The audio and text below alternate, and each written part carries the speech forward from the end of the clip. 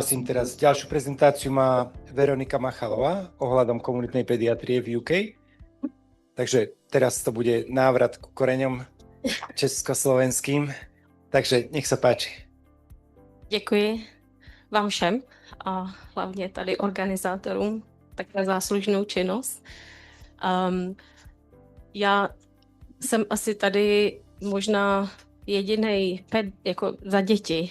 Pořád se bavíme o dospělých, takže já jsem dospělého pacienta neviděla dobrých 22 let, takže jsem hodně nebezpečná pro dospělí. Ale moje specializace je pediatrie. Možná jak začít? Já pracuji v komunitní pediatrii, to je moje současná specializace a specializuji se na neurodevelopmental problems, takže autism, ADHD, vývojové poruchy dětí, poruchy chování, poruchy spánku, poruchy skoro všeho, co není akutní a nepatří do nemocnice. Ta komunitní pediatrie jako obor, už se mě tady někdo ptal, bohužel, a já říkám bohužel, protože si myslím, že to je záslužný obor, ještě neexistuje na Slovensku, v Čechách, v Německu, ani ve Francii. Myslím si, že si to Anglie vytvořila z nějakých i ekonomických a praktických důvodů, protože ne všechny děti potřebují být léčený v nemocnici, ne všechny děti potřebují být na lůžku 3 týdny kvůli nějakým chorobám.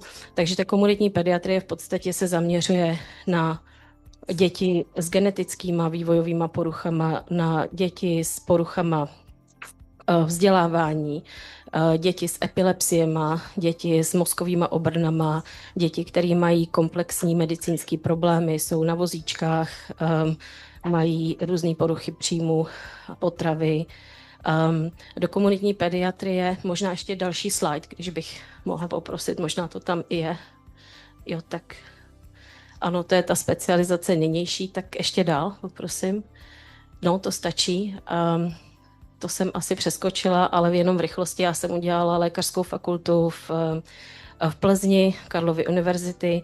Po šestáku jsem šla na stáž do Egypta, že jsem byla ještě zapalená do gastrointestinálních problémů. Tam jsem byla 6 měsíců, pak jsem se vrátila. Bylo to málo, tak jsem šla ještě do Anglie na 6 měsíců, kde jsem si našla v Colchesteru, armádním městě, malinkou nemocnici, kam jsem chodila na pediatrii jenom jako observer. A plánovala jsem to na 6 měsíců. Během těch 6 měsíců se mě jeden konzultant zeptal, proč teda nezažádám o junior program foundation pro mladý doktory. Říkám, že ještě nemám atestaci, že jsem čerstvě udělala jenom medicínu a říkal právě proto. Takže jsem se pustila do celého atestačního programu, který v Anglii jako pediatr trvá 8 let. Ve srovnání třeba s GP, praktickým doktorem, který jsou 3 roky. To nechci degradovat, ale už když jsem si pediatry vybrala, tak všichni kolegové, kteří šli na praktický doktory, říkali, ty jsi blázen 8 let a k tomu chceš mít rodinu, jak to chceš dělat, buď GP, to je rychlý, to vidíš ten konec a můžeš dělat part-time a budeš na to mnohem líp. Takže já si myslím, že pediatry dělají opravdu lidi, kteří proto mají nějaký důvod, možná i profesní, osobní. No a moje specializace původní byla obecná pediatrie, dostala jsem se do tréninku v Londýně. Tenkrát si pamatuju, že ze 600 lidí se bralo 12, takže jsem měla asi hodně dobrý den. A tenkrát jsem měla štěstí, že už jsem měla publikaci, která byla v American Gastroenterology High Impact, protože jsem dělala research v Plzni na fakultě s docentem. Takže já si myslím, že to mi hodně pomohlo se mezi těch 6 lidí dostat. No a londýnský deanery jsem začala někdy tady v těch letech a v Londýně jsem vydržela, jak říkám, je to 8 let, myslím, že 6 let. A poslední třetině toho tréninku jsem se přestěhovala do West Midlands, což je Warwick, to už jsme si tady taky prozradili, Warwickshire, menší město. Ale Londýn byla v podstatě, moje specializace byla akutní pediatrie, dělala jsem traumatologii a záchranku. Myslím si, že se to nedá vydržet dlouho. Původně to byly asi 3 roky, co jsem teda prošla akutní pediatrii a pak z osobních a zdravotních důvodů jsem se musela rozhodnout pro jinou specializaci a tou specializací byla komunitní pediatrie, kde právě se neslouží, děláte kliniky, chodíte za pacientama domů, ale taky chodíte do speciálních škol v Anglii jako doktor, protože ten systém si myslím je vybudovaný dobře v tom, že děti s komplexníma poruchama nemusí s rodičema chodit za váma, ale vy chodíte za nima do škol, kde máte i zdravotní sestru k ruce a děláte kliniky v jejím prostředí, kde se cítíte děti dobře, abyste je netraumatizovali úzkostma nebo převozem do nemocnice, do kliniky za náma. Takže to je asi moje background, tak dál. Jo, tady mám, dobře. Tohle jsou jenom takové body, co do té komunitní pediatrie spadá. Jak jsem říkala, jsou to kliniky, většinou pracujeme od 9 do 5, plus ad hoc, nekonečně, potom dlouhej. Gro komunitní pediatrie je vývoj dítěte. Všechny takové problémy, které nám referují praktický doktoři, health visitři, školy. Velkou částí toho je dneska i genetika, která roste a roste. A tím, že se děti rodí dřív a dřív, 24, myslím, že je to 24. týden plus, tak vysoký riziko neurodevelopmental problém z vývojových poruch a to je právě to, co my se snažíme nějakým způsobem normalizovat a ty děti začleňovat do společnosti a hlavně jim zajišťovat fyzický, psychický zdraví. Součástí toho, jak jsem říkala, je, že docházíme do speciálních škol, kde se často bavíme hlavně s rodičema o zdraví toho dítěte. Vidíme to dítě jednou za 6 měsíců nebo jednou za rok a ideálně já zatížím jenom rodiče tím, že přijde do školy za mnou, řekne mi, jak se dítě má, jaký má rodič koncerns nebo problémy a potom jdu vyšetřit to dítě, až když je dítě učitelkou připravený nebo má nějakou aktivitu, která ho baví, abych ho co nejméně vyrušila z toho prostředí. Takže naše komunitní pediatrie určitě není na podpatkách a v krásných uniformách. My musíme být neviditelní, ty děti co nejméně stresovat, pokud chtějí, aby jsme vyšetřovali tím, že zrovna někde leží nebo jsou pod míčema, tak my tam jsme s nima. My se snažíme opravdu být úplně nenápadný. Možná je kolikrát i nejdřív jenom pozorovat a vybrat ten správný moment, kdy můžu k němu přijít a poslechnout si jeho, udělat vyšetření v podstatě. Nebo se s ním musím hrát a musím se k tomu dítěti dostat, protože jakmile takovýhle děti začnou být anxiozní nebo traumatizovaný, tak jsou v dobrém slova smyslu ve stavu emoční dezregulace, kdy vám polovinu třídy vymlátí anebo ublíží dalším 5 dětem. Takže to jsou speciální školy a náš input k tomu.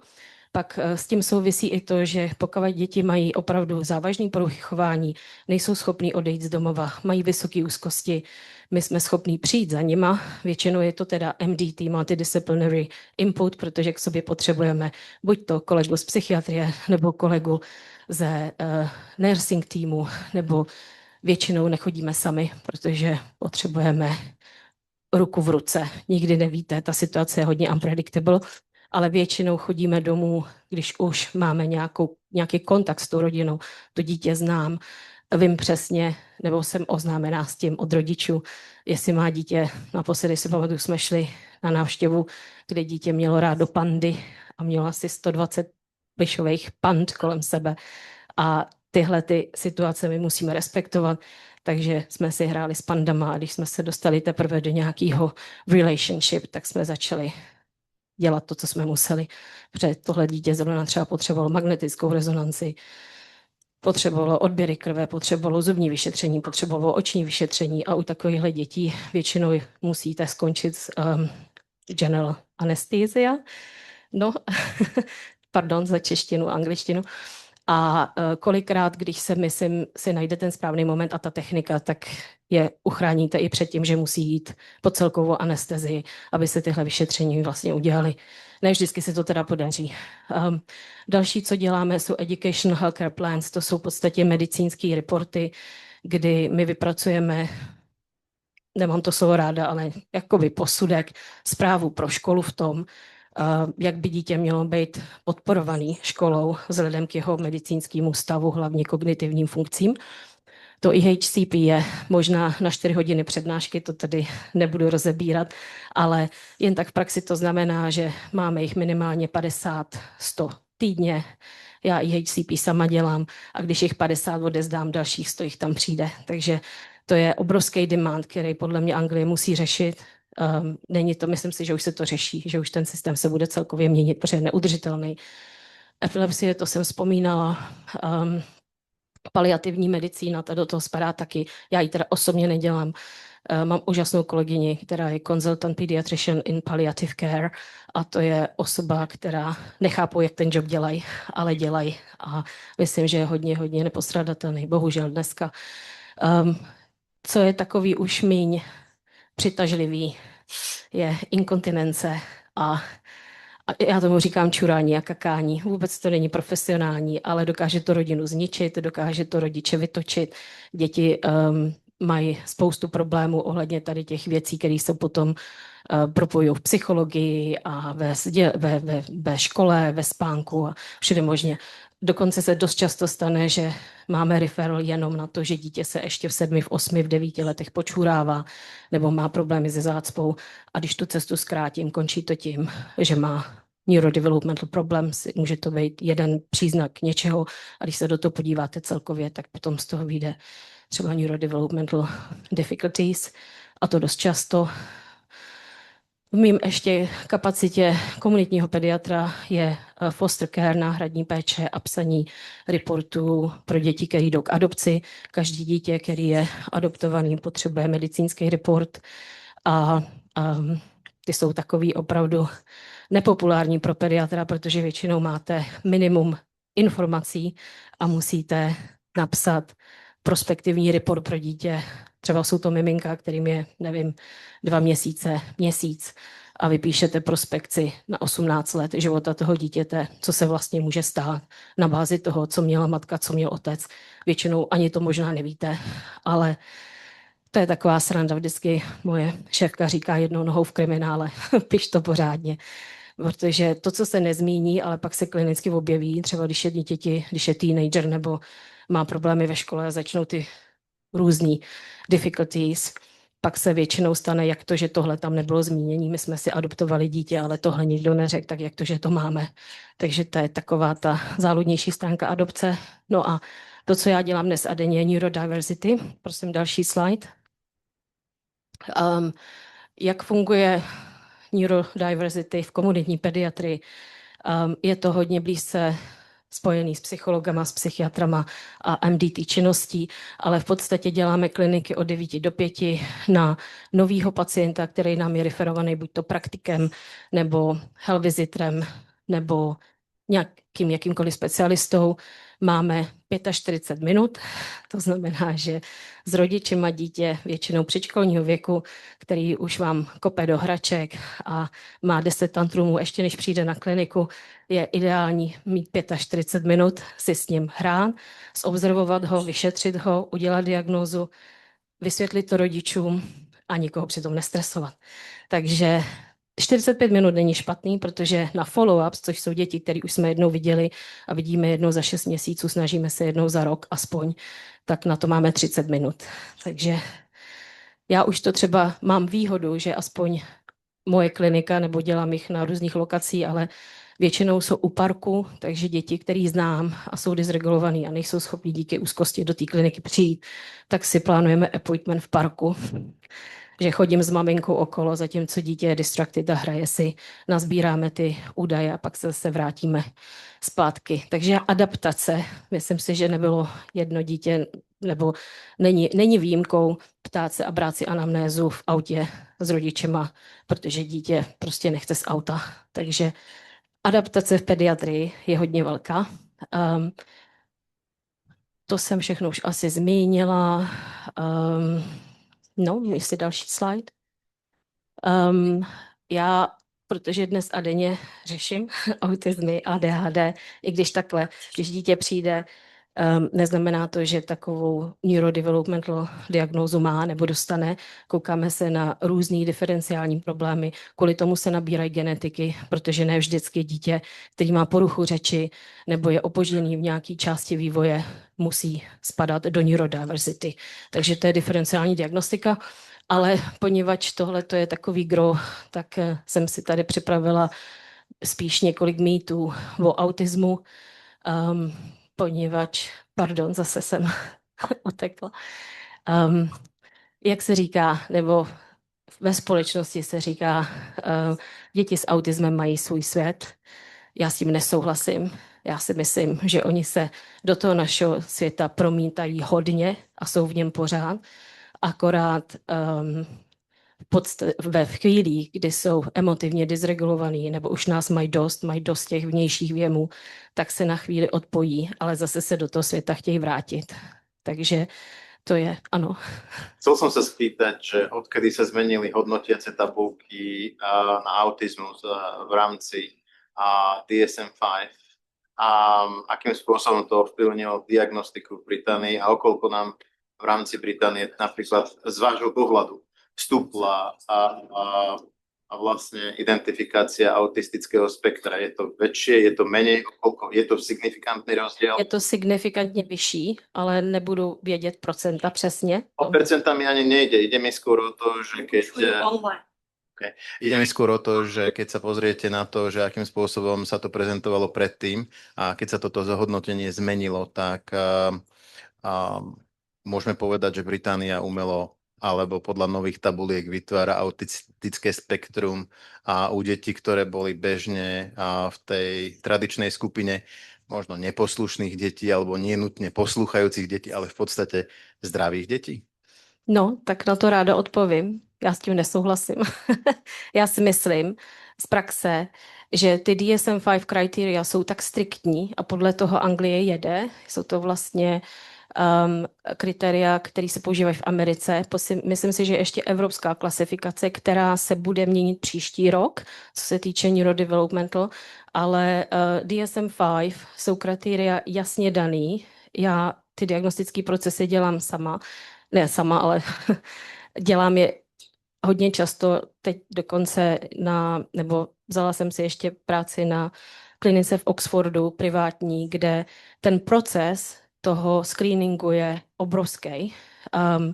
A určitě vám můžu garantovat, že se nezdiagnostikuje dítě, který nesplňuje podmínky ty diagnózy.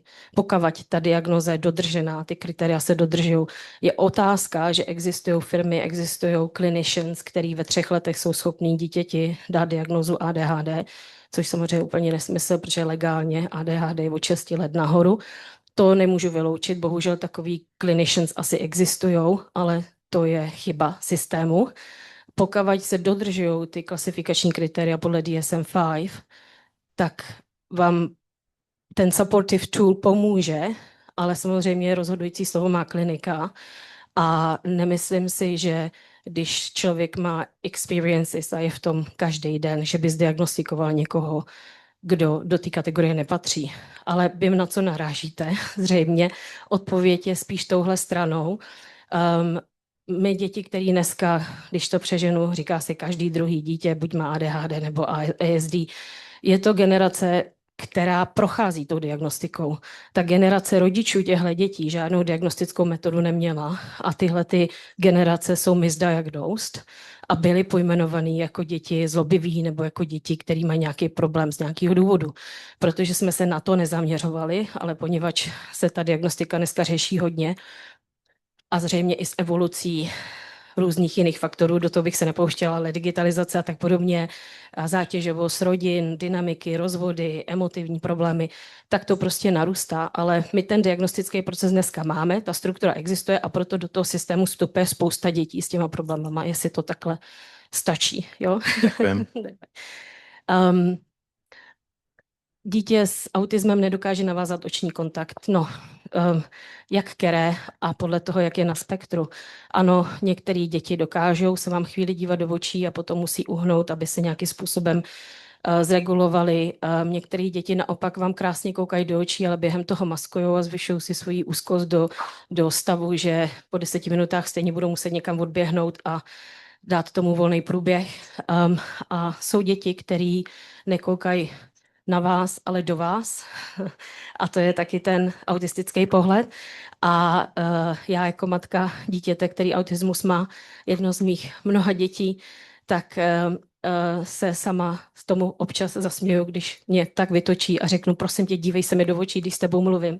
A pak si řeknu, je vlastně ty máš autismus, tak možná teď ne, ale za chvíli. A nebo se dívají do těch očí, když opravdu chtějí, když oni jsou na to naladění. Ale určitě si říct někde takhle, vidím někoho, nemá oční kontakt, ten je autistický, to asi není úplně správně.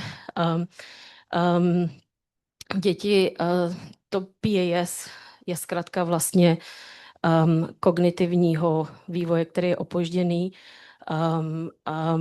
Tohle byla překlad do češtiny a teď nevím tu českou verzi, ale je to v podstatě cognitive delay.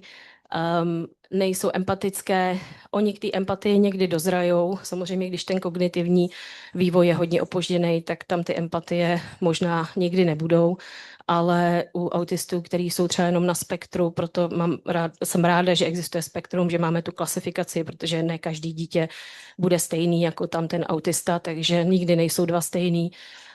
To, že nestojí o kamarády a jsou samotáři, no, někteří ano, někteří mají hyperfixace, naopak těch kamarádů potřebují tolik a jsou tak intenzivní, že z toho důvodu je ztrácejí. Takže to je další mýtus.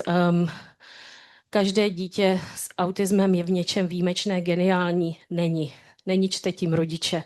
Některé děti jsou opravdu jenom obyčejně narozený, talentovaný na běžné věci a nepotřebují být geniální jako Dustin Hoffman anebo autisti, kteří jsou prezentovaní v českých filmech s nějakýma obrovskýma skills, že jsou agresivní jenom do chvíle, když je něco naštve, anebo jsou v prostředí, který jim nevyhovuje, protože většinou to neumí vykomunikovat, tak vám to dají najevo tou fyzickou silou. A že by se měli vzdělávat ve svých školách, tak i tak. Samozřejmě existují speciální školy a jsou tam děti s profound cognitive delay a není to inkluze, jak si tady na to všichni hrajeme. I v Anglii existují pouze speciální školy, kde ty děti jsou izolované od standardních škol, ale samozřejmě inkluze se podporuje tím, že kromě klasických vzdělávacích primary schools existují ještě mezistupňové školy, kde mají děti, special provision se tomu říká, a to znamená, že přijdou do kontaktu s dětma z mainstreamu, ale zároveň mají svoje special difficulties. Na tyhle ty školy se čeká třeba 2 roky, všech je málo, bohužel. Další slide, prosím. Tohle jsou už, protože ta komunitní pediatrie začíná v podstatě od u říznutí, střihnutí pupeční šňůry, nebo od chvíle, kdy dítě převezme health visitor po, jak se řekne, midwife, porodní spaní, porodní asistence, tak už v podstatě spadá pod komunitního pediatra, pokud je tam nějaký problém se, jak říkám, motorickým vývojem anebo i jídlem, stravováním. Takže já vidím děti předškolního věku, děti, které chodí na 2. stupeň, ale bohužel i děti, teenagerové děti nebo mladé dospělé, který skoro už je 18-17 a přijdou ve stavu, že nebylo nic uděláno a začne se to řešit, až když jim je 17-16 let, což není vůbec ideální. Takže tohle jsem asi tady tak nějak prošla, s čím chodí děti, nebo s čím se prezentují děti předškolního věku, pokud jsou tam nějaký neurodiversity. Většinou mají problém vůbec rodiče dostat do školy, dostat je do školky, odchody ráno z baráku, domů, kamkoliv, do jakýkoliv vzdělávací instituce jsou náročný, protože to dítě nezvládá demand.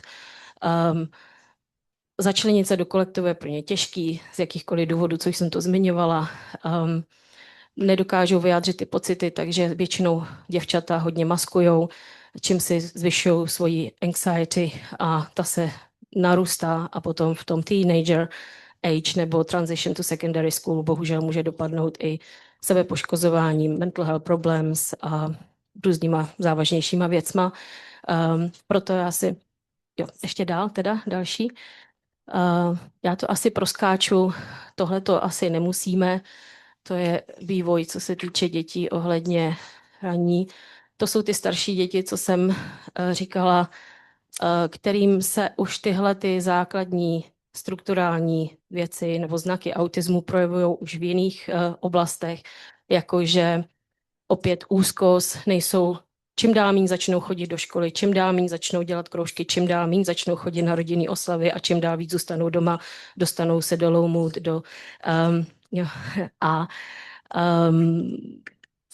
má to na ně efekt v osobním životě, mají problémy ve vztazích, problémy s kamarádama.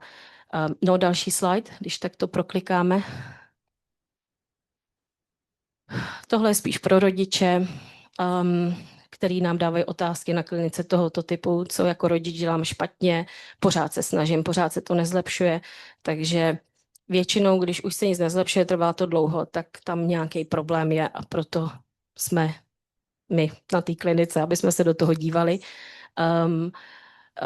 Hledá se vždycky, kdo za něco může. Já si myslím, že velkou pomocí toho je genetika, i když je to trošku kontroverzní ohledně Anglie, která teďko, nevím, jestli s tím úplně sympatizuju, aprovovala whole genome sequencing, to znamená, že jako pediatři, když chceme nabrat genetiku, tak každému dítěti se čte celá DNA bez jakýkoliv selekce, storuje se do 18 let a to samý se nabízí i rodičům, takže jsou to duo, když je rodič a dítě, nebo trio samply, že jsou oba rodiče a dítě, s tím, že je super, že vám přečtou celou DNA, můžou vám dát jakýkoliv findings.